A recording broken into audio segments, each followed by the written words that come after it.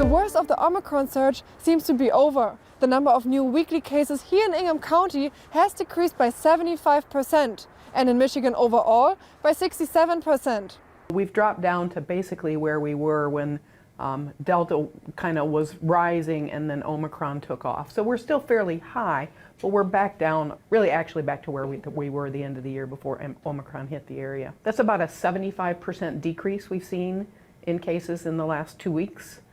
Ingham County Health Officer Linda Vail says this is the pattern we've seen around the world. It was the largest surge that we've seen in terms of peaking out at numbers, but it also drops down and plummets very quickly.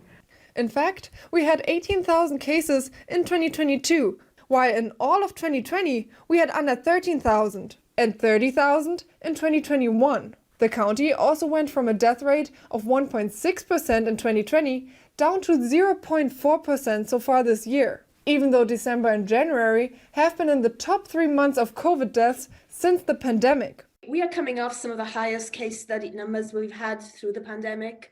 So we are optimistic that our rates in the last 10 to 14 days are decreasing. That's really good news. And we're hoping that this will continue.